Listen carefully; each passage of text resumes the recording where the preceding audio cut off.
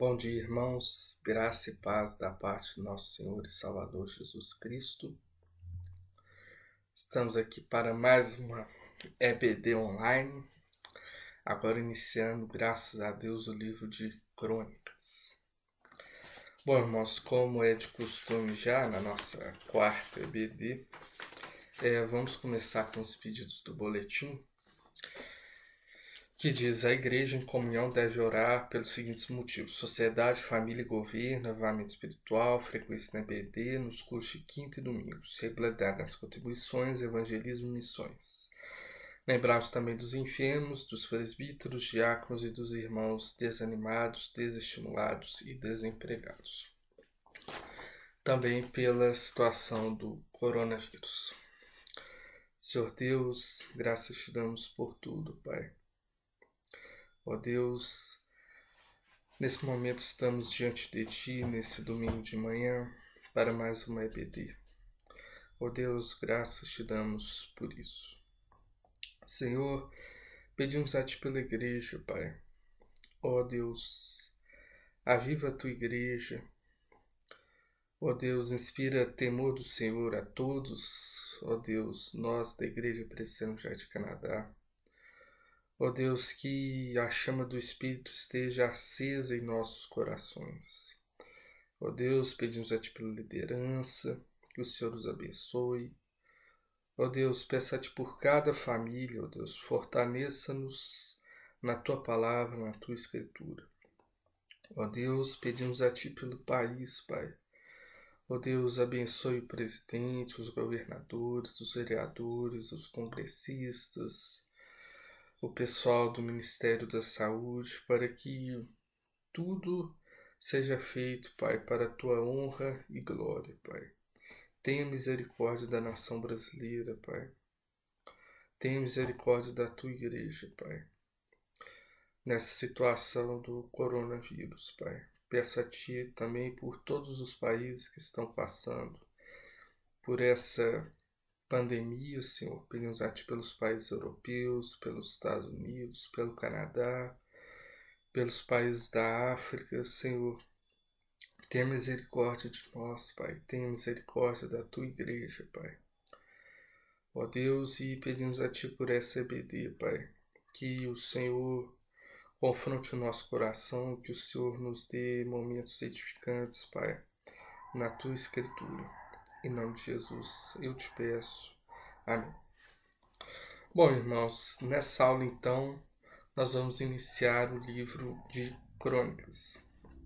Nas aulas passadas, então, como todos devem lembrar, nós vimos o livro de Reis, que contém a narrativa de todos os reis de Israel, desde Salomão até o exílio. Vimos com detalhes cada reinado, com os reis da nação, tanto do sul quanto do norte, no livro de Reis. O livro de Crônicas, agora, como todos já devem saber, faz a mesma narrativa, a narrativa do mesmo período que o livro de Reis. Ou seja, desde Davi até a queda de Judá pela Babilônia. Porém, obviamente, Reis e Crônicas são livros diferentes. Eles contêm uma narrativa similar, mas como nós veremos, são livros diferentes. Crônicas foi por muito tempo chamado de Paralipômenos. Paralipômenos. O que isso quer dizer? Quer dizer coisas deixadas para considerações futuras. Crônicas foi chamado assim, então, de um livro que contém basicamente considerações futuras. Isso quer dizer que Crônicas adiciona muitos detalhes às narrativas, tanto de Samuel quanto de Reis. Bom, então entrando aqui no nosso slide, Crônicas, então, foi escrito por autor desconhecido, com datas entre 520 e 400 a.C. Não se sabe a autoria de nenhum livro histórico da Bíblia, como a gente já sabe. Bom, a respeito dessa data aí, nós temos essa faixa mais ou menos precisa aí, né, de 120 anos de margem, porque sabemos que ele foi escrito após o regresso de Judá do exílio, como nós vamos ver nas cronologias. Essas gerações são contadas até um pouco depois da volta do exílio. Então, coloca aí nessa margem. Então, o propósito diz assim: orientar a restauração do reino depois do exílio, enfatizando especialmente a unidade de Israel, o rei, o templo e as bênçãos e maldições imediatas. Bom, como um livro escrito depois do exílio, ou seja, depois do cativeiro da nação, Crônicas tinha essa função de orientar o povo sobre o que deveria se fazer então depois desse tempo longe da terra prometida. O livro enfatiza a unidade de Israel sob a dinastia de Davi. A casa de Davi, então, nós sabemos que ela foi abençoada por Deus e ela recebeu promessa de Deus para ser a governadora da nação. O rei, aqui como nós podemos ver no propósito, enfatizando especialmente a unidade de Israel, ou seja, não existe reino do sul e reino do norte, a nação uma só, o povo escolhido por Deus. O rei, ou seja, o rei é motivo de enfoque em Crônicas, pois sabemos que ele tem um poder fundamental para manter o povo fiel ou infiel ao Senhor. O rei, como foi o caso de Jeroboão, instituiu uma idolatria, né? Uma idolatria estatal. Então vemos como que o rei tem uma decisão muito mais fundamental nessa questão de manter a nação nos trilhos, a nação fiel ao Senhor.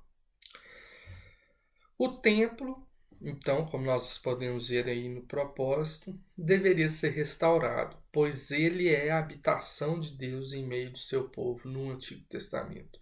Nós vimos o tabernáculo, que foi a habitação de Deus no meio do seu povo, desde Moisés até Davi. E nós temos agora o templo, que é a habitação de Deus, é a presença de Deus no meio do seu povo de Salomão em diante, todo o Antigo Testamento.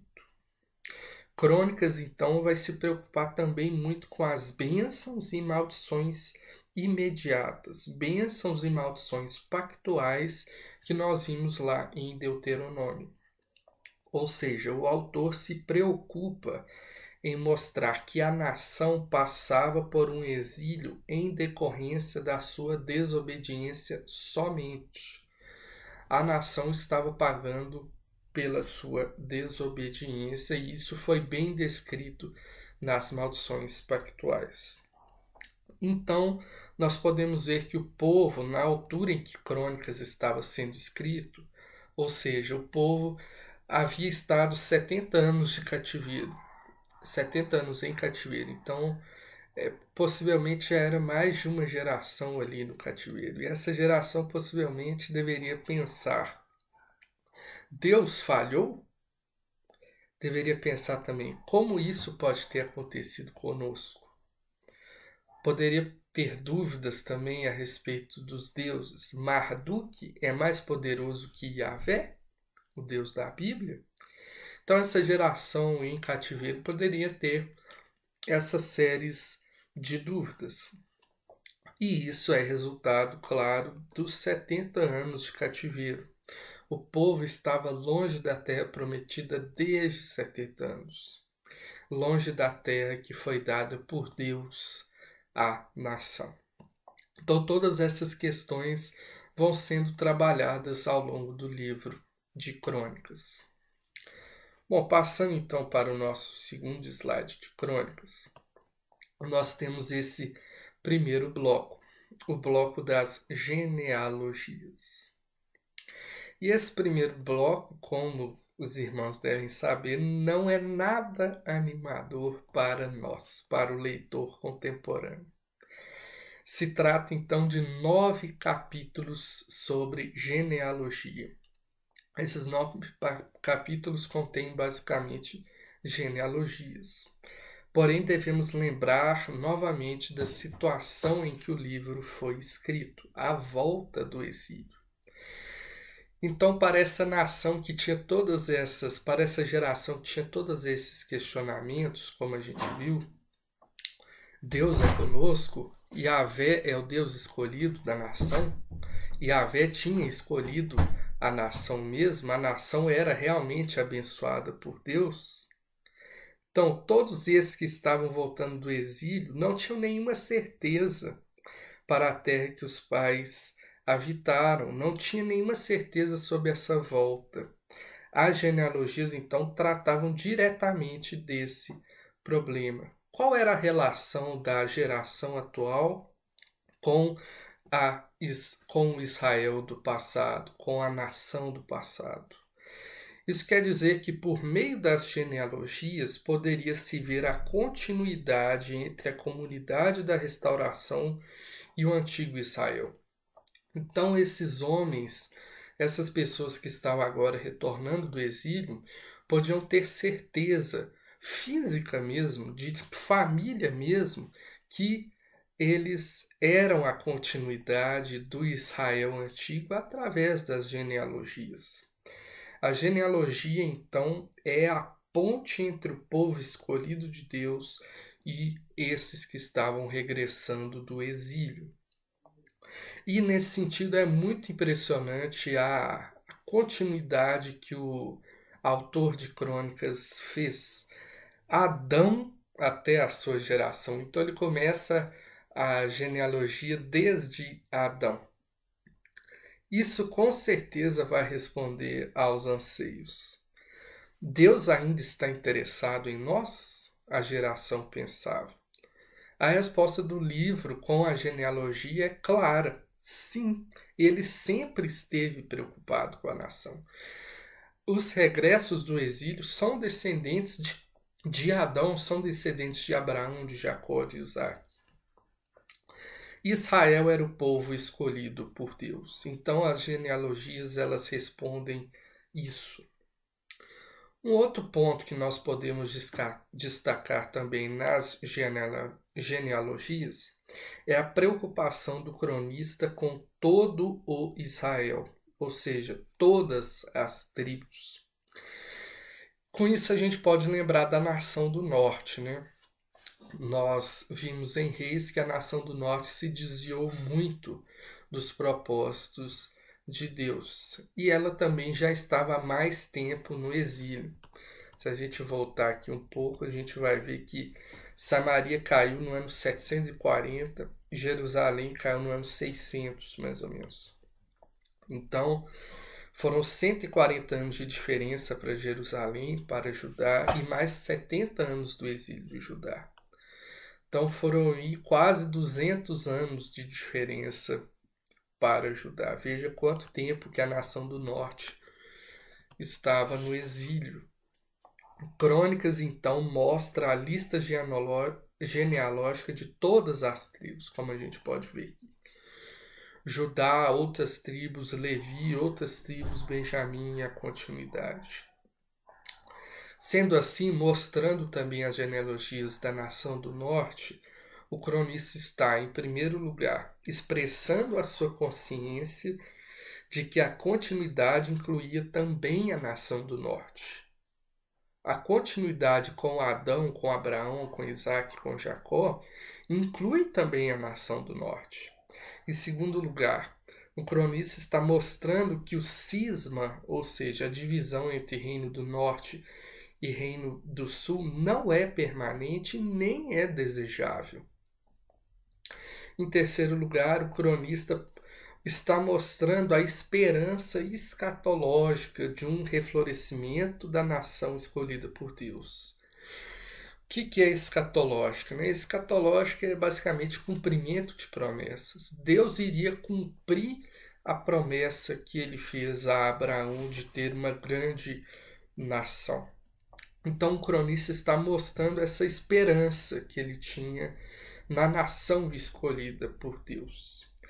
E além dessa questão da continuidade do passado, as genealogias tratavam do problema da legalidade e legitimidade que eles tinham na volta do exílio. Em que sentido? Eles podiam responder, as genealogias respondiam, por exemplo, quem poderia ser elegível para a realeza ou quem poderia ser elegível para o sacerdócio, questões de status social, obrigação militar, distribuição de terras, direitos hereditários, todas essas coisas eram tratadas com as genealogias. Então, esse primeiro bloco de crônicas, apesar de ser muito desencorajador para nós, né, que não temos a mínima noção, né, a mínima comparação do que estava acontecendo ali, esse bloco ele é muito importante para a nação. E o segundo bloco do livro de Crônicas vai tratar da monarquia unificada, do Reino Unido. Como podemos ver, o bloco que trata do Reino Unificado é dividido em dois: o Reino de Davi, aí contornado em azul, e o Reino de Salomão, contornado aí em vermelho. Então aí eu coloquei vários detalhes, né? A linha histórica, vamos dizer assim. Davi se torna rei, o amplo apoio a Davi, Davi leva a arca para Jerusalém, Davi aceita preparar a construção do templo, Davi garante a segurança em materiais para a construção do templo, Davi descobre o local para o templo, Davi comissiona a construção para o templo, Davi vai transferir seu poder para Salomão, a grande sabedoria e riqueza de Salomão, a assistência internacional, a construção do templo, a dedicação do templo e mais informações sobre Salomão. Tudo isso aí foi tratado no livro de Reis e será tratado novamente em Crônicas. E assim, são muitos textos, né? Como a gente pode ver aí, deve ser nas Bíblias aí umas 40 páginas de texto. Bom, eu vou separar então duas características gerais de todo esse bloco aí do Reino Unido para a gente poder trabalhar. A primeira característica que a gente pode ver é a narrativa positiva. Então, ao comparar as narrativas de crônicas com as de Samuel e Reis sobre o Reino Unificado, o que chama mais a nossa atenção ao comparar as duas narrativas é o material que que o autor de crônicas decidiu omitir. Com exceção do relato do censo de Davi, em 1 Crônicas 21, que está lá em 2 Samuel 24, o cronista não registrou os incidentes que pudessem de algum modo macular a imagem de Davi e Salomão.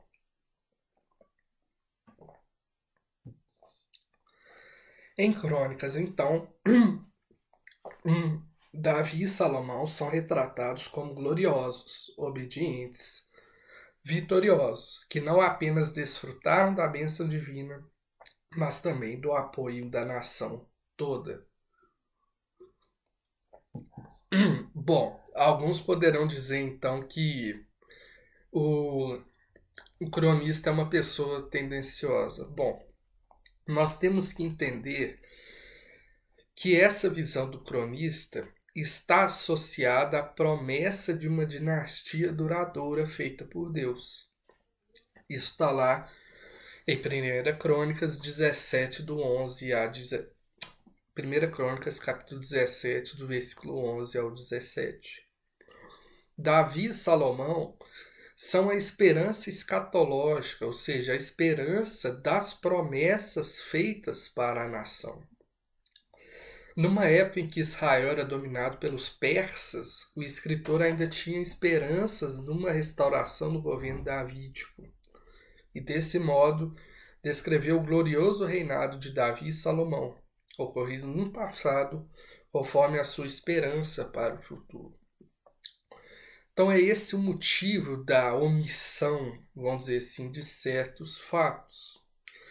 devemos comemorar porque as esperanças do cronista se realizaram. As esperanças do cronista de uma nação governada por Deus e grande e incontável como a areia da praia se cumpriram. Jesus não reina somente em Israel, mas sobre todos os povos. O reino de Deus já chegou, o reino de Deus já é realidade. A expectativa do cronista, então, foi cumprida. Uma outra característica, então, que a gente pode destacar aqui desse período do Reino Unido é a centralidade do templo. Se os irmãos prestarem atenção aqui, olha quanta coisa do templo. A arca, construção do templo, segurança e materiais para o templo, local para o templo, construção do templo, assistência internacional para o templo, construção do templo, dedicação do templo. Veja quanta coisa a respeito do templo que o cronista traz para nós. Então, o cronista relata os reinados de Davi e Salomão com o grau de envolvimento na construção do templo. Tão logo Jebus ou Jerusalém for anunciada como a capital, Davi transfere a arca para lá.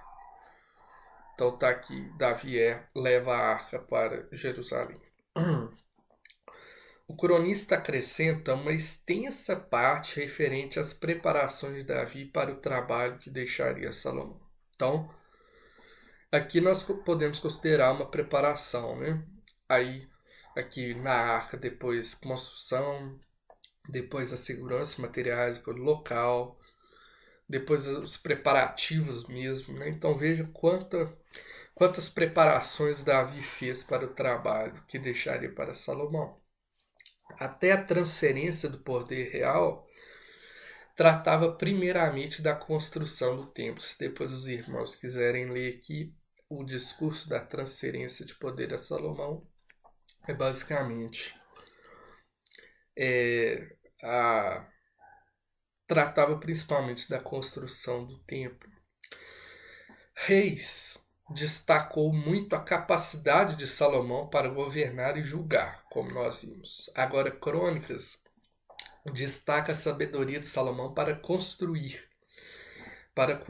o templo, como a gente pode ver lá em 2 Crônicas 2:12. Crônicas, então, se preocupa muito com o estabelecimento deste modelo do reinado de Davi e Salomão, ressaltando que a nação estava sob a bênção de Deus enquanto estava unida. E aqueles que estavam regressando do exílio deveriam se preocupar com esse exemplo e ter a segurança de que eles eram a continuidade da promessa de Deus feita a Abraão. Então, por isso que a visão é feita de forma tão positiva, porque o autor de Crônicas queria mostrar que esse é o ideal. A nação foi extremamente abençoada por Deus no reinado de Davi e Salomão. O reino, então, deveria permanecer unido. O rei deveria ser temente ao Senhor. E esse era o exemplo, então, que Israel deveria seguir.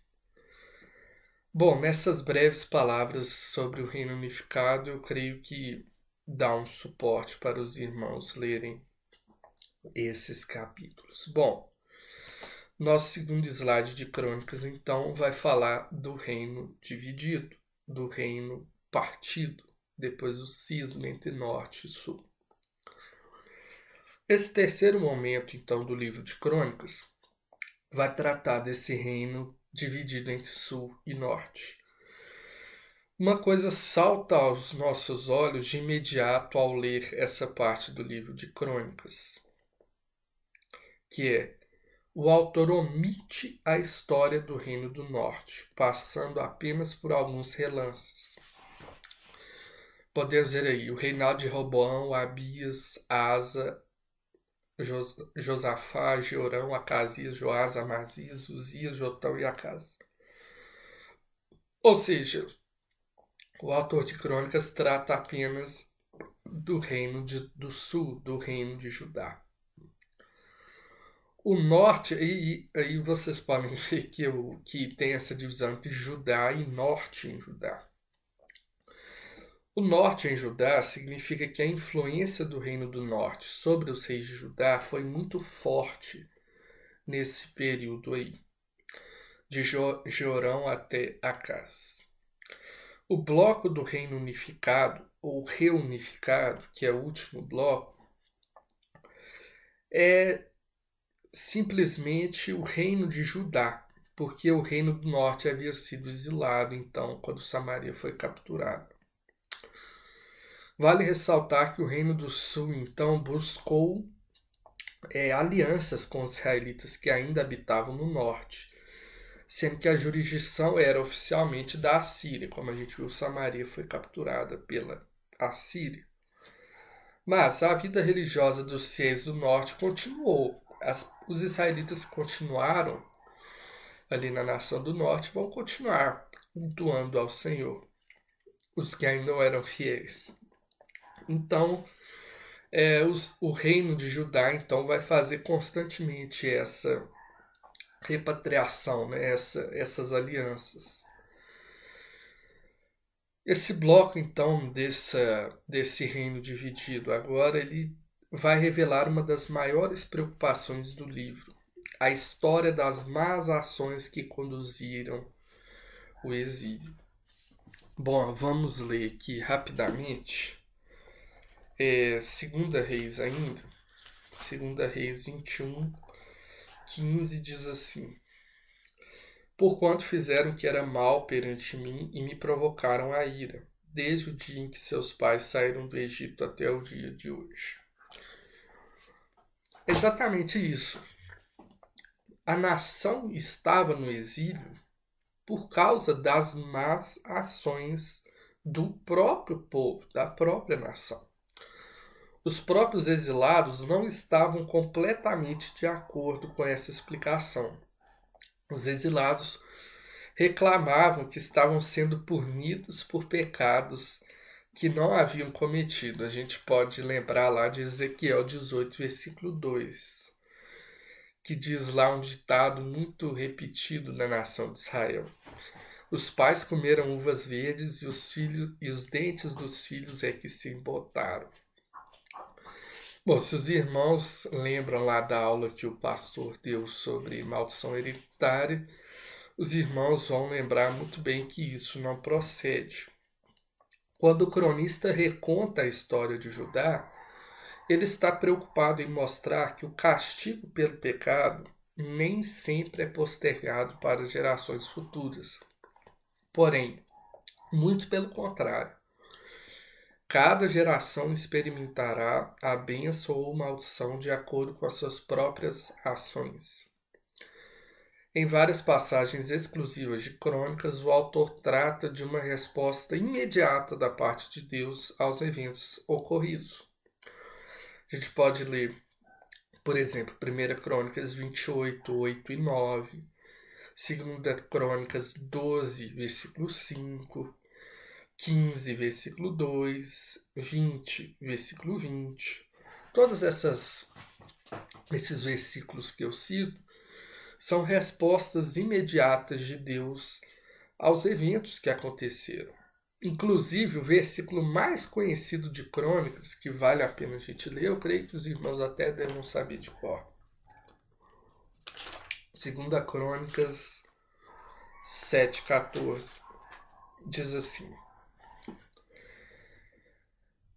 Se o meu povo, que se chama pelo meu nome, se humilhar e orar e me buscar e se converter dos seus maus caminhos, então eu ouvirei dos céus, perdoarei os seus pecados e sararei a sua terra.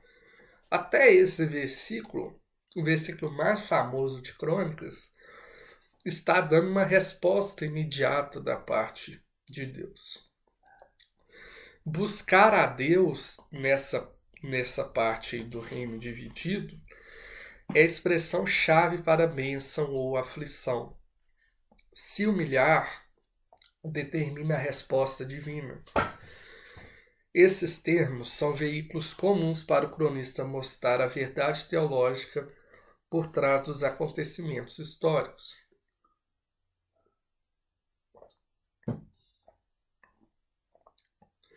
Os atos de devoção e obediência são premiados com sucesso e prosperidade.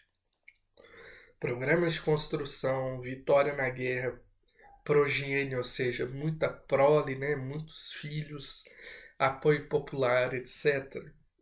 De modo inverso, a desobediência e a infidelidade trazem derrota militar, inimizade do povo e doenças. Ao lado das ofensas de culto e do fracasso em buscar a Deus, humilhar-se diante dele, as alianças estrangeiras significavam a falta de confiança em Deus e sempre resultavam em julgamento.